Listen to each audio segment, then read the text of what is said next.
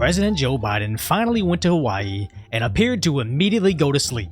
Now the Independence coverage zoomed out, but another feed shows he does indeed look asleep. We are a community that relies on family, on ohana. And after he snaps out of it, he looks like he's at meme levels of no idea what's going on. Supplies, materials, manpower, ready to proceed swiftly for when families are ready. Set in place bureaucratic red tape, such as codes and permits, readily available to avoid. So let's recap this disastrous response to the disaster. As nearly 2 weeks after the wildfires, he found time to visit Maui between vacations.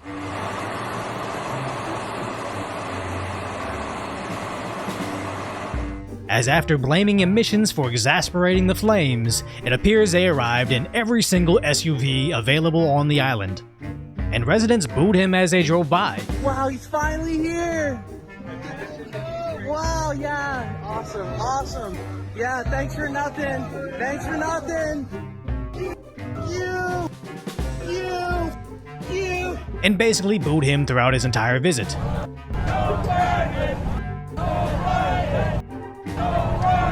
As Biden seemed constantly confused.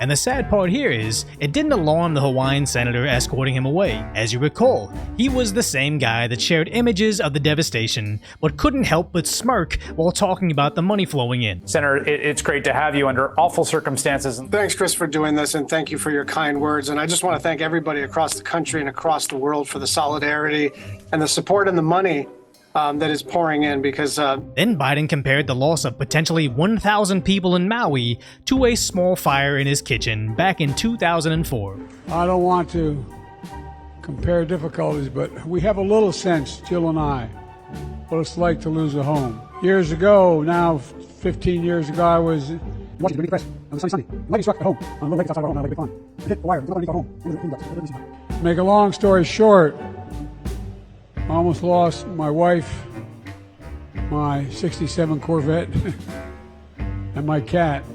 Before jetting off to his next vacay in Lake Tahoe.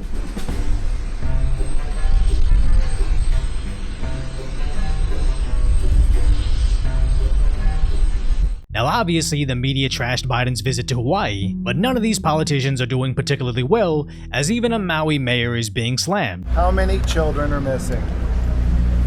You know. I wish I knew the answer to that. I would be happy to answer that. You have no estimate as to how many children are missing? I guess Nothing? we can end this right now if you guys want.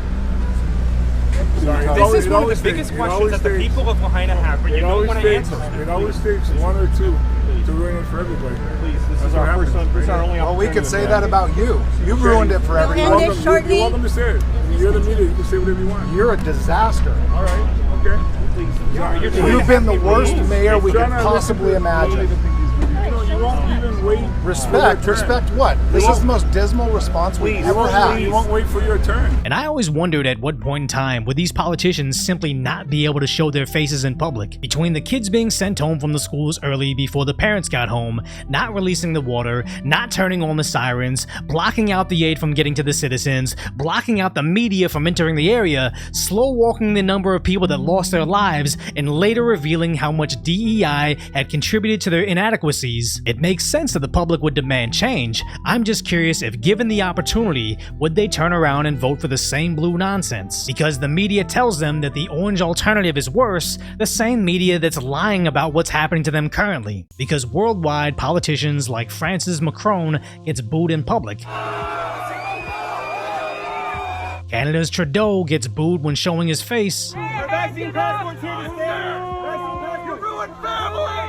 Even being called a traitor. Which makes me think, when is the last time we had a genuinely loved by all politician? You probably have to go back to 2016 when a dog won 3 consecutive terms as mayor in Minnesota, and this genuinely brings up a valid concern. Everybody loves a cute dog. He doesn't know what he's doing, so if things go bad, he's just an old dog. Can't blame him. He just goes where his handlers tell him to go, takes naps all day, sniffing people at inappropriate times. How is that any different than what we have right now. And I'm being serious. If tomorrow they replace Biden with an 80-year-old bulldog, I'm not sure anything would change. So if you appreciate my concise, lighthearted commentary on what's really going on in the world, hopefully I've earned your subscription, then go check out the video on how they wrote an Amazon #1 best-selling book about the wildfires in Hawaii several days before the flames were even out.